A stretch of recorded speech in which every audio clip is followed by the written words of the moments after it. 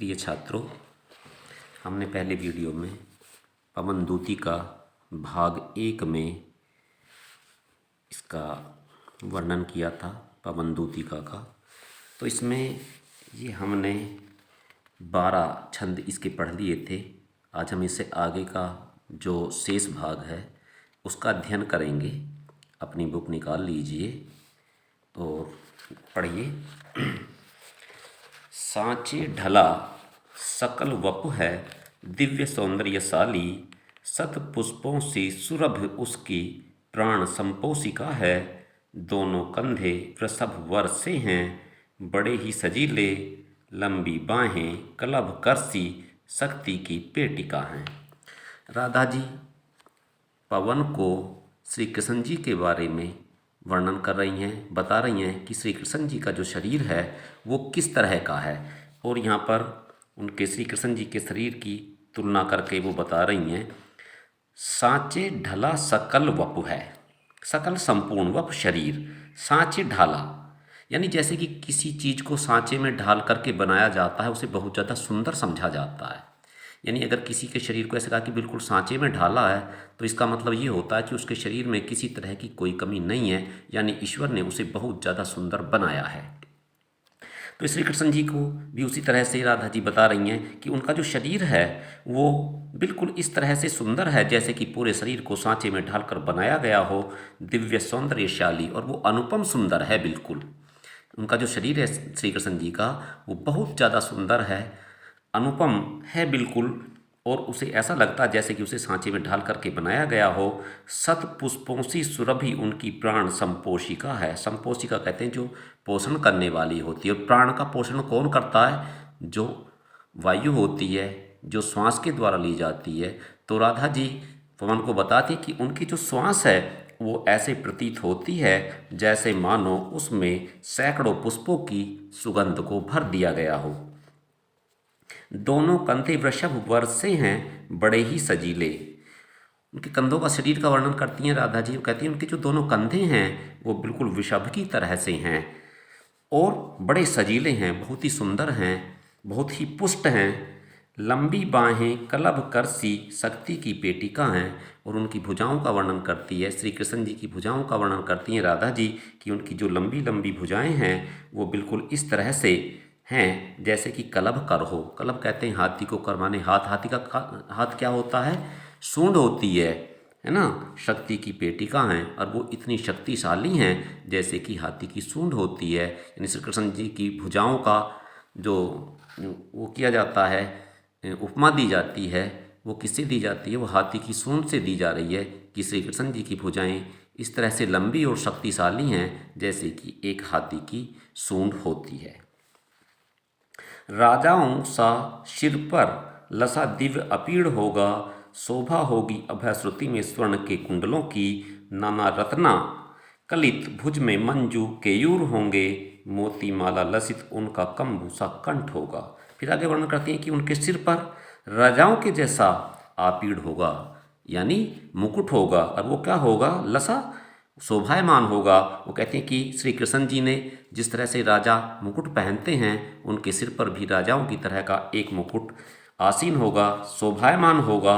शोभा होगी उभय श्रुति में, श्रुति कहते हैं कानों को, उभय माने दोनों, और दोनों कानों की शोभा बढ़ा रहे होंगे क्या? स्वर्ण के कुंडलों की, स्वर्ण के कुंडल उनके दोनों कानों की शोभा बढ़ा रहे होंगे, यानी उन्होंने दोनों कानों में सोने के कुंडल पहने हुए होंगे। नाना रत्ना कलित मंजू भुज में मंजू केयूर होंगे। वो कहते कि नाना प्रकार के रत्नों से जड़ित, भुज बाजू में, मंजू बहुत सुंदर, केयूर, केयूर कहते हैं जो भुजबंद होता है, कि उनकी भुजाओं पर नाना प्रकार के यानी विभिन्न प्रकार के रत्नों से बने हुए बहुत ही सुंदर भुजबंद पहने होंगे।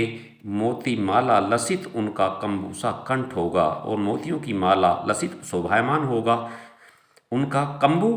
शंख को कहते हैं कंबू सा कंठ होगा। उनकी जो गर्दन है वो बिल्कुल शंख के समान है, और उन्होंने अपने शंख के समान सुंदर गर्दन में मोतियों की माला पहनी होगी। तो राधा जी पवन से कहती कि तुम पहचानोगी कैसे? तो पूरा श्री कृष्ण जी का जो शरीर है उसका वर्णन राधा जी करती हैं। पवन से कि उनका जो शरीर है वो इस तरह का होगा और तुम उन्हें पहचान लेना। अगला छंद पढ़ते हैं। तेरे में है न यह गुण जो तू व्यथाएं सुनाए, व्यापारों की प्रखर मति ओ युक्तियों से चलाना, बैठे जो हों निज सदन में मेघ सी कांति वाले, तो चित्रों को इस भवन के ध्यान से देख जाना। तेरे में है न वह यह गुण जो तू व्यथाएं सुनाए। राधा जी पवन को अपनी व्यथाएं सुनाने के लिए भेजती है श्री कृष्ण जी के पास में कि मेरे कितने दुख हैं, मेरे दुखों का कारण क्या है, मेरी परेशानियों का क्या कारण है, उन्हें सुनाने के लिए भेजती है। तो कहती कि तेरे अंदर वह गुण नहीं है जो तू मेरी व्यथाओं को श्री कृष्ण जी को जा करके सीधा सीधा सुना दे। व्यापारों को प्रखर मति और युक्तियों से चलाना, कि जो भी व्यापार मैंने तुम्हें दिया, यानी जो मैंने कार्य तुम्हें दिया है, क्या कार्य दिया है कि मेरी व्यथाओं को जाकर के श्री कृष्ण जी के सामने रखना, उन्हें बताना कि मैं उनके विरह में कितनी ज़्यादा दुखी हूँ, कि तुम इन कार्यों को मति से, प्रखर मति से, यानी बहुत ही प्रचंड दिमाग से, बहुत तेज दिमाग से और युक्तियों से चलाना, और युक्तियों से, यत्नों से, यानी सीधे सीधे नहीं बल्कि तुम्हें बहुत सारी युक्तियाँ यूज करनी पड़ेंगी, उसमें युक्तियाँ प्रयोग करनी पड़ेंगी श्री कृष्ण जी को समझाने के लिए कि तुम अपने बहुत तेज दिमाग के साथ और बहुत ही युक्तियों के साथ जो मैंने तुम्हें कार्य दिया है उस कार्य को संपादन उसका करना। बैठे जो हो निज सदन में मेघ सी कांति वाले, बैठे हो जो निज सदन में, निज कहते हैं अपने सदन माने महल, कि अपने महल में अगर या अपने घर में अगर मेघ सी कांति वाले, मेघ बादलों को कहते हैं, कांति वाले सुंदरता वाले, कि अगर मेघ सी सुंदरता वाले यानी श्री कृष्ण जी, ये कहते हैं कि अगर श्री कृष्ण जी जिनकी सुंदरता मेघों के समान है, बादलों के समान है, अगर वो अपने निजी सदन में बैठे हों तो चित्रों को इस भवन के ध्यान से देख जाना। तो जो भी भवन में चित्र लगे हुए हैं तुम उन्हें बहुत ध्यान से देख करके आना, यानी किस किस तरह के चित्र उनके महल में लगे हुए हैं सबका अवलोकन कर लेना, बहुत अच्छी तरह से देख आना कि उनके महल में किस किस तरह के चित्र लगे हैं, और उन चित्रों की सहायता से तुम मेरी व्यथा को श्री कृष्ण जी तक पहुंचाना।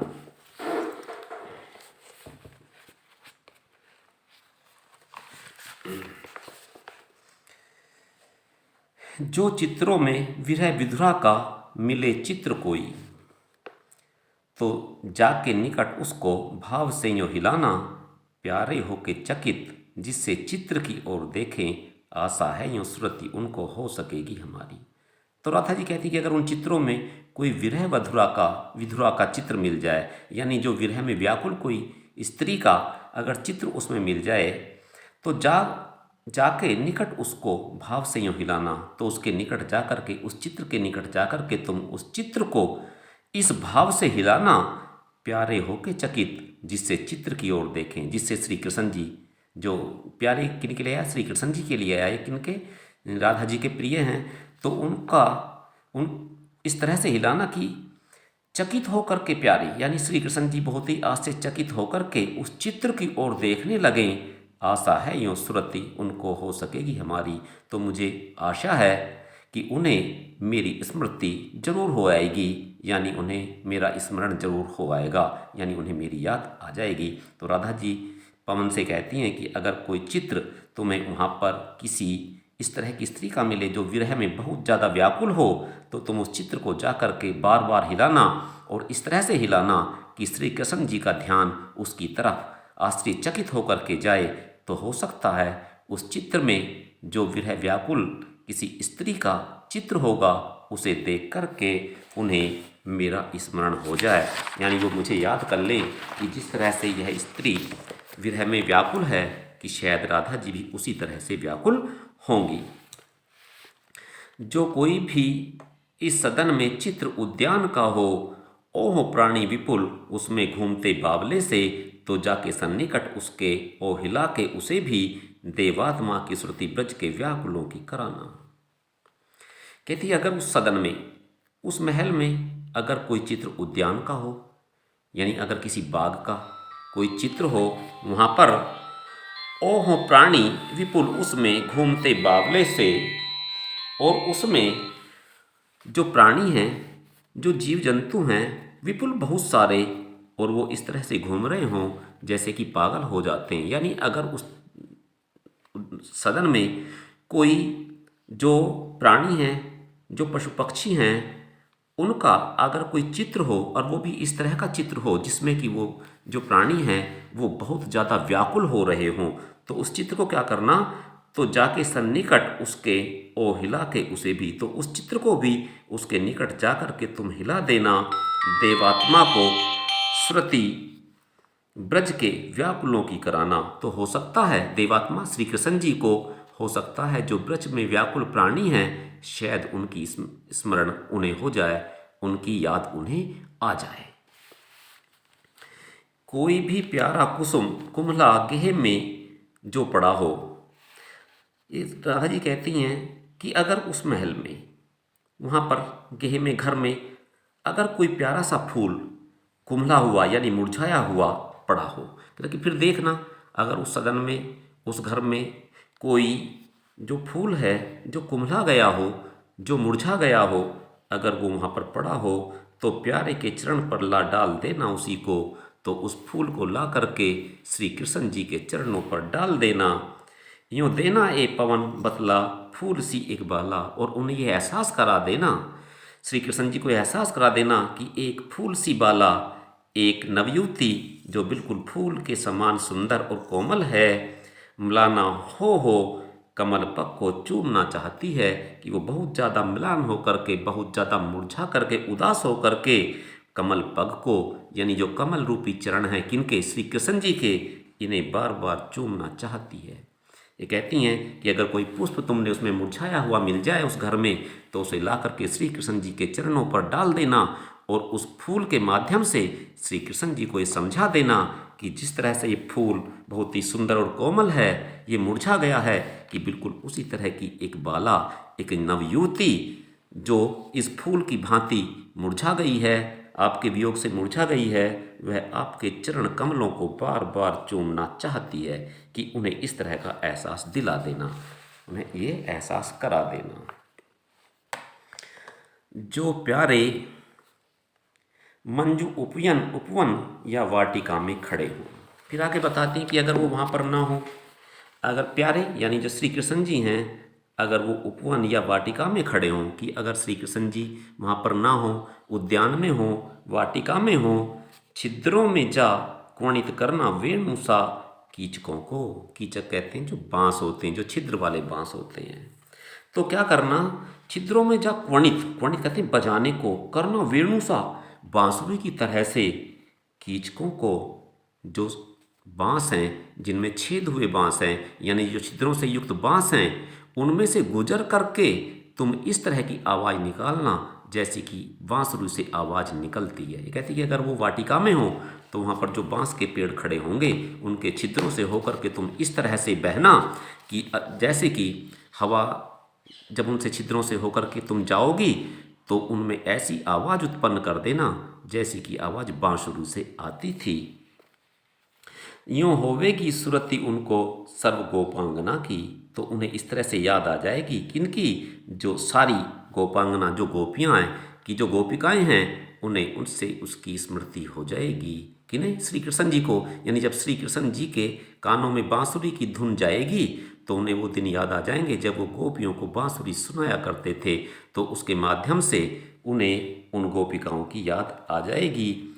जो है वंशी श्रवण रुचि से दीर्घ उत्कंठा होती, यानी जो वंशी श्रवण, वंशी के श्रवण सुनने से की रुचि से दीर्घ उत्कंठ होती, उत्कंठ कहते हैं व्याकुल को, यानी कौन कौन होती हैं, जो गोपिकाएं हैं, क्या उन गोपिकाओं की याद आ जाएगी जो गोपिकाएं बांसुरी सुना करती थीं, और अब उन्हें उस बांसुरी की आवाज़ सुनाई नहीं देती है, और जिसकी वजह से वे बहुत ज़्यादा व्याकुल हो गई हैं, उनकी स्मृति उन्हें हो जाएगी। ये राधा जी पवन को युक्तियाँ बता रही हैं कि किस तरह से उन्हें हमारी याद आ सकती है। तो ये बताते हैं कि उपवन में अगर हो, तो तुम बांसों के छिद्रों से होकर के इस तरह से बहना कि उनसे किसकी, बांसुरी की आवाज़ निकल आए, और जब बांसुरी की आवाज़ आएगी तो उन्हें उन गोपियों की याद आ जाएगी जो बड़ी उनकी बांसुरी की आवाज़ सुनने के लिए बहुत ज़्यादा व्याकुल हैं। लाके फूले कमल दल को श्याम के सामने ही, थोड़ा थोड़ा विपुल जल में व्यग्र हो डुबाना, यूं देना ए भगनी जतला एक अम्भोज नेत्रा, आँखों को ही विरह विधुरा वारी में बोरती है। लाके फूले कमल दल, ताकि अगर वहाँ पर कमल के फूल खिले हों तो उन्हें ला कर के श्याम के सामने ही, कि श्याम के श्री कृष्ण जी के सामने उन फूलों को ला कर के थोड़ा थोड़ा विपुल जल में व्यग्र हो डुबाना। तो उन फूलों को जल में व्यग्र होकर के, बड़ी व्याकुल होकर के खूब डुबाना, बार बार डुबाना उन्हें। कहते कि अगर वहाँ पर कमल के फूल तुम्हें मिल जाए तो उन कमल के पुष्पों को ला करके श्री कृष्ण जी के सामने जल में बहुत व्याकुल हो करके बार बार डुबोना, यूँ देना ए भगनी जतला, और उन्हें भगनी जो वायु है, पवन है, कि हे पवन तुम उन्हें ये जतला देना, ये आभास करा देना, एक अम्भोज नेत्रा की एक कमल के जैसी आँखों वाली। कौन? यानी राधा जी। आँखों को ही विरह विधुरा वारी में बोरती है, कि उन्होंने आँखों को ही विरह विधुरा, विरह में पागल होकर के, व्याकुल होकर के वारी पानी में बोरती, डुबोती रहती है। और उन्हें ये एहसास करा देना कि जिस तरह से इन कमल के फूलों को पानी में डुबोया जा रहा है, उसी प्रकार से इन कमल के नेत्रों वाली यानी राधा जी अपने नैनों को हमेशा पानी में डुबोती रहती हैं, यानी हमेशा वो विलाप करती रहती हैं। तुम्हारे विरह में वो हमेशा रो रो करके अपने नेत्रों को पानी में डुबो रही हैं, कि ये आभास करा देना उन्हें। धीरे लाना वहन करके नीप का पुष्प कोई, ओ प्यारे के चपल दरख के सामने डाल देना, ऐसा देना प्रकट दिखला नित्य आशंकिता हो, कैसी होती विरह वश में नित्य रोमांचिता हूँ। धीरे लाना वहन कर, ताकि धीरे से उठा करके ले आना नीप का पुष्प कोई। नीप कहते हैं कदम्ब को। ये कहते कि कदम्ब का एक फूल धीरे से उठा करके ले आना, ओ प्यारे के चपल दरख के सामने डाल देना। और जो श्री कृष्ण जी हैं, उनके जो बहुत ही चंचल आँखें हैं, चपल दरख चंचल आँखें हैं, उनके सामने ला करके कोई कदम का पुष्प डाल देना। कदम क्या है? ये कदम का जो पेड़ है, श्री कृष्ण जी कदम के पेड़ पर बैठ करके बांसुरी बजाया करते थे, इसलिए कदम के पेड़ का इसमें जिक्र किया गया कि कदम के पुष्प सामने आते ही उन्हें कदम का पेड़ याद आएगा और जो वृंदावन है उसकी याद आ जाएगी उन्हें। तो उसे डाल देना, ऐसे देना प्रकट दिखला, और इस तरह से प्रकट कर देना नित्य आशंकिता हो, कि रोजाना आशंकित हो करके, शंका में हो करके, कैसी होती विरह वश में नित्य रोमांचिता हूँ, कि मैं विरह के वश में हो करके किस तरह से रोमांचित होती रहती हूँ। ये दो शब्द हैं, एक तो आशंकिता, एक रोमांचिता।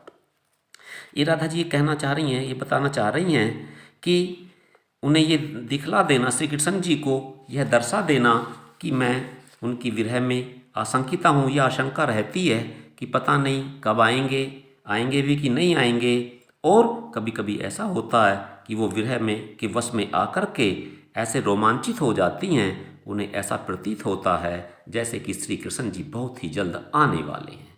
ये दोनों में विरोधाभास है यहाँ पर, आशंकिता और रोमांचिता। बैठे नीचे जिस विटप के श्याम हो में उसी का। विटप कहते हैं वृक्ष को, कि जिस वृक्ष के नीचे श्री कृष्ण जी बैठे हों उसी का, कोई पत्ता निकट उनके नेत्र के ले हिलाना। तो उसी वृक्ष का कोई पत्ता लेकर के उनके निकट ला करके उस पत्ते को हिलाना। और जब हवा से पत्ता हिलता है तो ऐसा लगता है जैसे कि वो कांप रहा हो, कि इस तरह से उस पत्ते को हिलाना। यूँ प्यारे को विदित करना, चातुरी से दिखाना, और इस तरह से प्यारे को, श्री कृष्ण जी को यह अवगत करा देना और बड़ी चातुर्य से, अपने बहुत ही चतुराई से ये दिखाना, मेरे चिंता विजित चित्त का क्लांत हो कांप जाना। कि मेरा जो चिंता विजित चित्त है, चिंता विजित जिसने चिंता ने जीत लिया हो, चित्त माने हृदय, कि उन्हें ये दिखाना कि मेरा जो हृदय है उसने चिंता ने उसे जीत लिया है, यानी चिंता उस पर बहुत ज़्यादा प्रभावी हो गई है।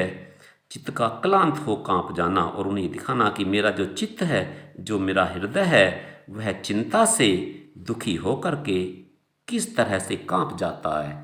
कैसे? जैसे कि ये पत्ता कांप रहा है। ये कहती कि मेरा जो हृदय है, जिसके ऊपर चिंता ने विजय प्राप्त कर ली है, और वो मेरा जो चित्त है वो हर समय दुख ही होकर के कांपता रहता है।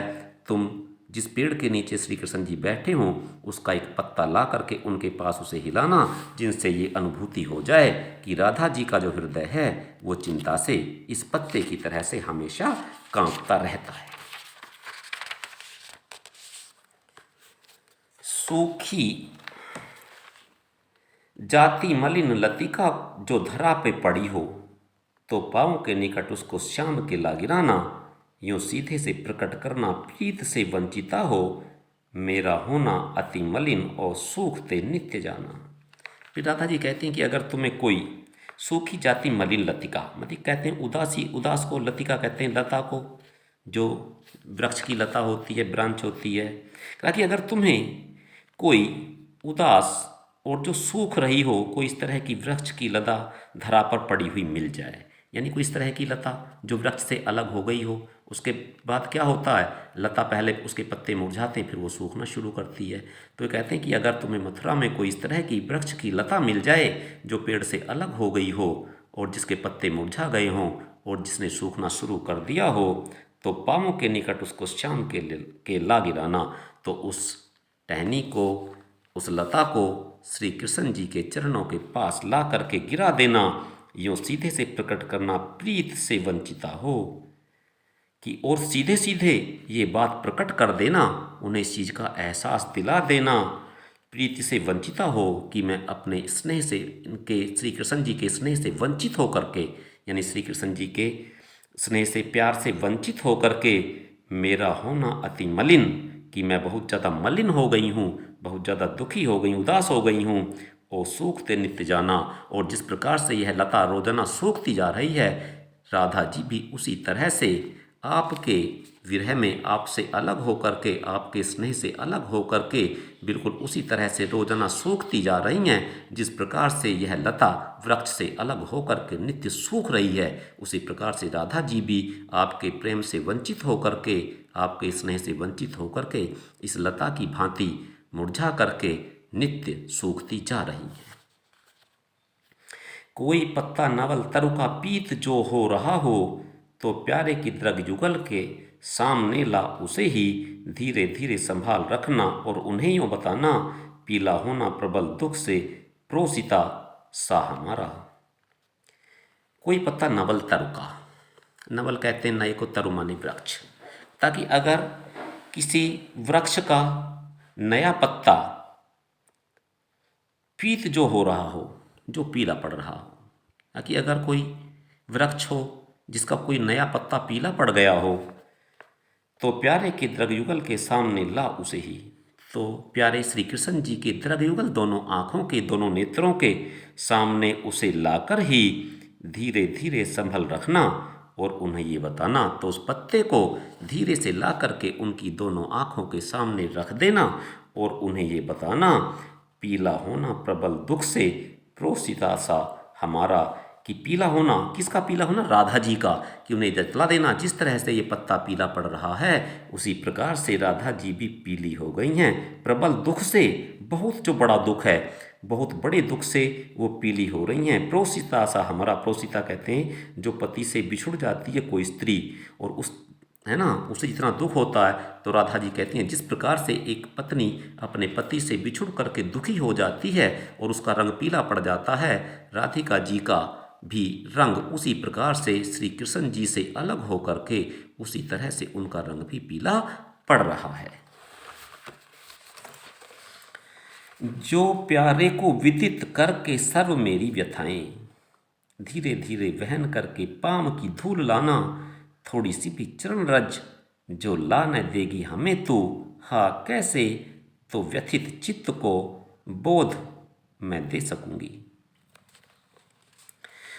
यो प्यारे को विदित करके, इस तरह से श्री कृष्ण जी को विदित करा करके, उन्हें बता करके, सर्व मेरी व्यथाएं, मेरी सारी व्यथाएं, मेरे सारे दुख, राधा जी कहते हैं कि इस प्रकार से मेरे सारे दुखों से श्री कृष्ण जी को अवगत करा करके धीरे धीरे वहन करके पाम की धूल लाना। तो उनकी जो चरण रज है, उनके जो पैरों की धूल है, वह थोड़ी सी धूल धीरे धीरे से वहन करके मेरे पास ले आना। थोड़ी सी भी चरण रज जो लाने देगी तू हम देगी हमें तू, हाँ कैसे, तो व्यथित चित्त को बोध में दे सकूंगी। अगर तुमने ला करके उनकी चरण रज, थोड़ी सी भी चरण रज ला करके तुमने मुझे श्री कृष्ण जी की दे दी, तो मैं व्यथित चित्त को, जो मेरा बहुत ही दुखी हृदय है, मैं उनका बोध उस चरण रज से ही करा दूंगी। राधिका जी कहती हैं कि अगर तुम उनके चरणों की थोड़ी सी धूल लेकर के भी मेरे पास आ जाओगी, तो मैं उसी धूल को अपने हृदय से लगा करके अपने हृदय को ये बोध करा दूंगी कि ये श्री कृष्ण जी हैं, और मेरा जो चित्त है वो प्रसन्न हो जाएगा, वो शांत हो जाएगा। पूरी होवे न यदि तुझसे अन्य बातें हमारी। फिर कहते हैं कि अगर तुमसे हमारी कोई भी बातें पूरी ना हो, यानी जिस तरह से मैंने कहा, अगर तुम उस तरह से करने में सक्षम ना हो सको, तो तू मेरी विनय इतनी मान ले और चली जा। तो तू मेरी कम से कम इतनी विनती तो जरूर मान लेना और चली जाना। छू के प्यारे कमल पग को, कि जो प्यारे कमल पग हैं, जो कमल के समान जो चरण हैं, जो पैर हैं, किसके, श्री कृष्ण जी के, प्यार के साथ आजा, प्यार के साथ आ जाना। कि अगर तुमसे मेरी कोई भी बात पूरी ना हो, तो तुम मथुरा जा कर के और श्री कृष्ण जी के कमल रूपी चरणों को स्पर्श करके वापस आ जाना।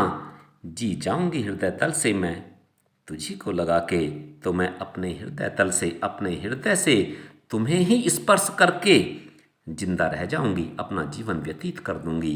राधा जी कहती हैं कि अगर तुमसे कुछ भी ना हो, तो तुम श्री कृष्ण जी के चरणों को छू करके मेरे पास वापस आ जाना, और जैसे ही तुम उनके चरण को छू करके मेरे पास आओगी, और फिर मैं तुम्हें ही अपने हृदय तल से लगा करके मैं ये अनुभव करूंगी कि शायद ये श्री कृष्ण जी मेरे पास में हैं, और मेरे जीने का साधन वही बन जाएगा। मैं उसी को स्पर्श करके अपने हृदय से और अपने जीने का मार्ग तलाश लूँगी, उसी के सहारे मैं जिंदा रह जाऊँगी। बेटा ये संपूर्ण हो गया पवन दूती का। आप इस वीडियो को बार बार देखना, बुक्स ले लेना। जिन्होंने बुक्स नहीं ली हैं बच्चों ने, वो बुक्स अपनी ले लें, और बुक के बिना नहीं काम चलेगा। वीडियो को बार बार देखना, 3-4 बार देखेंगे तो आपको ये अर्थ ठीक से समझ आ जाएगा। इसमें क्वेश्चन जो आएंगे वो एक पद्यांश दिया हुआ होगा और उसी पर आधारित क्वेश्चन दिए होंगे, लेकिन वो क्वेश्चन हम तब कर सकते हैं जब हमें इसका अर्थ मालूम हो। तो आप मैंने जो व्याख्या की है, इस व्याख्या को आप कई बार देखें, याद कर लें, फिर जो भी क्वेश्चन आएगा उसे आप हल कर सकते हो। और अर्थ भी लिखने के लिए आता, वो कोई रेखा को जो ना अंडरलाइन करेगा, किसी लाइन को अंडरलाइन करेगा और पूछेगा कि जो रेखांकित लाइन है, पंक्ति है, उसका अर्थ लिखिए। तो मेन जो चीज़ है इसमें ये है कि हमें इसका जो अर्थ है वह अच्छी तरह से याद होना चाहिए। अगर हमें अर्थ याद है तो क्वेश्चन कुछ भी आ जाएगा तो हम उसी क्वेश्चन को हल कर सकते हैं। धन्यवाद।